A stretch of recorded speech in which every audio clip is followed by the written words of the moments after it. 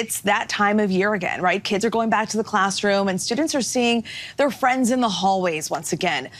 But on Maui, the start of the school year is marred by tragedy. Just weeks ago, wildfires tore through homes and neighborhoods, killing at least 115 people and changing the lives of thousands more.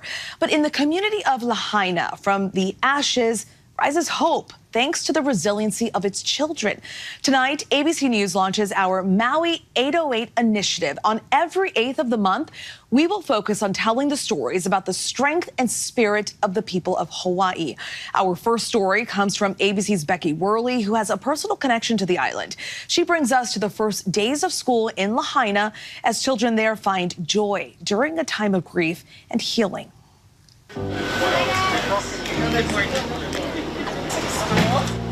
The start of the school year in Lahaina could have been like any other, but instead, now their homes, their community, it's a gray hazmat zone filled with all that was lost. And for Lahaina's youngest residents, it's Keiki. They are processing this disaster too.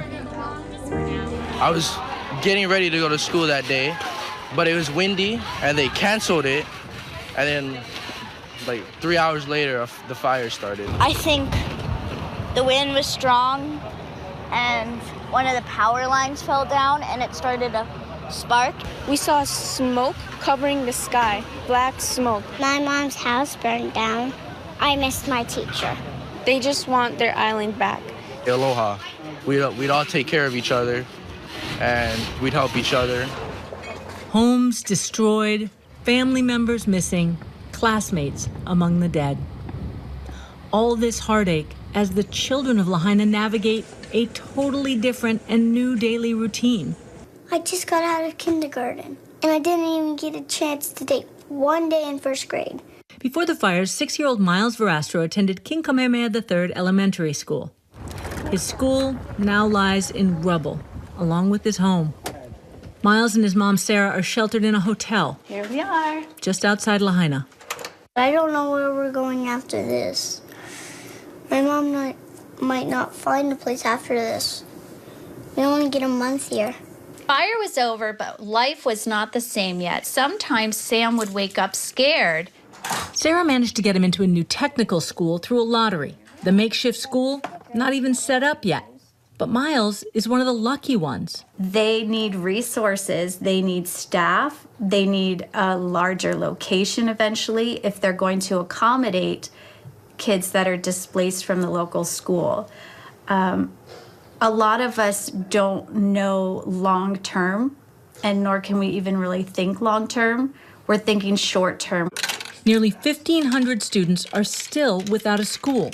And now some kids don't even have a school, right? Yeah, some kids don't even have a home.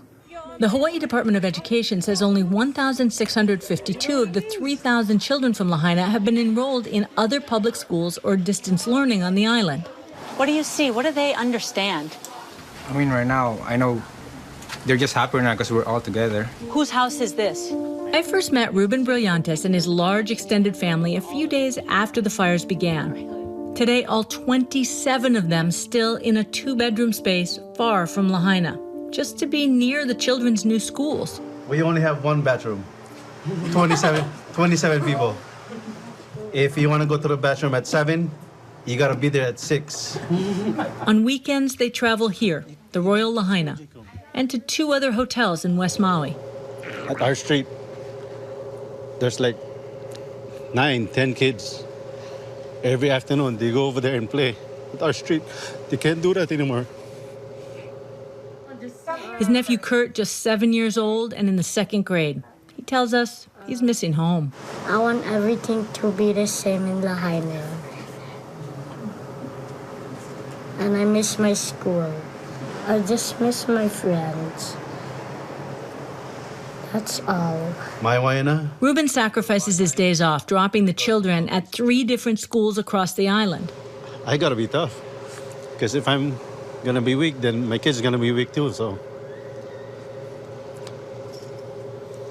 Yeah, I don't know. Just be strong every day. All day, every day. His son, Jacob, noticing his father's rare tears. And your first time crying, huh?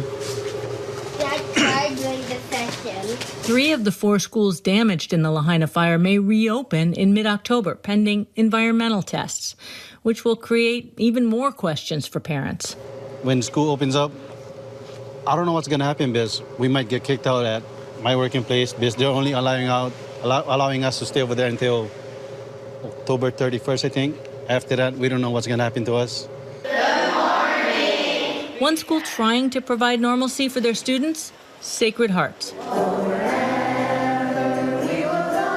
It's a place I know well.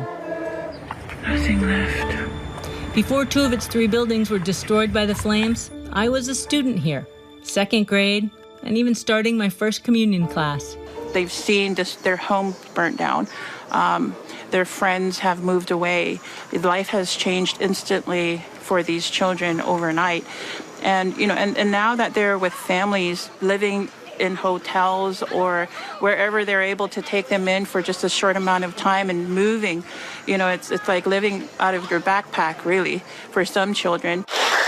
Sacred Heart's principal, Tonata Lolesio, creating a makeshift school in a church just north of Lahaina. More than half of her 220 students are new to Sacred Hearts. Their public schools damaged in the fire.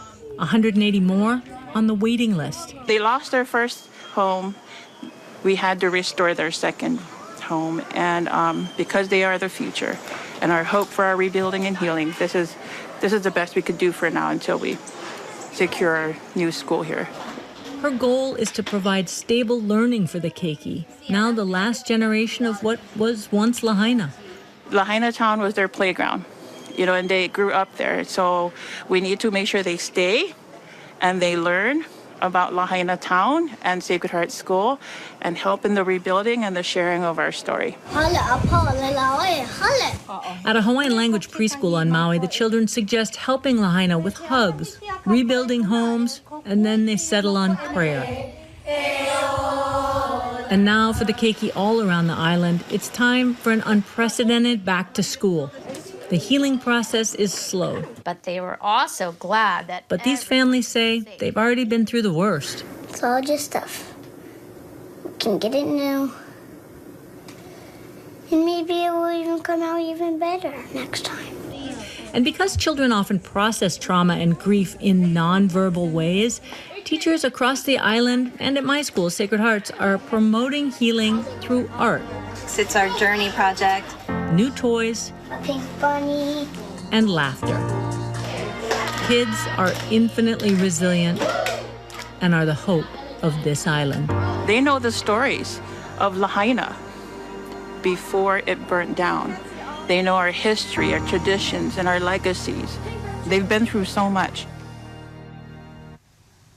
They've been through so much, they've lost so much, but the incredible strength that they're showing, wow. Becky Worley joins us now on Maui. Becky, what an amazing group of kids. You spoke with the mayor there in Maui on the 1 month mark since the fires. What did he have to say? You know, I got to bring voice that those kids shared with us to the mayor and asked what Miles asked, which is what's going to happen after the month mark when they have to leave the hotels? Where are they going to go? And the mayor told me that they are working on getting Airbnbs and condos for families to move into, and that's really important. They need kitchens, they need bedrooms, they need routine. And I have to tell you that everywhere here on Maui, Stephanie, people are coming together to support the keiki. I'm here at Imua Gardens, and they do therapeutic work for children. They, along with other grief groups, will be helping the children, counseling them, helping them to work through their grief and trauma. And as we said, it's often not verbal. So we know that work is going to extend for years, maybe decades. This fire will be the defining event of these children's lives. It certainly will. The healing process will be a long one, but they are in it. Becky, thank you so much for meeting with those families and sharing their stories with us. Thank you. Hi, everyone. George Stephanopoulos here. Thanks for checking out the ABC News YouTube channel. If you'd like to get more videos, show highlights, and watch live event coverage, click on the right over here to subscribe to our channel. And don't forget to download the ABC News app for breaking news alerts. Thanks for watching.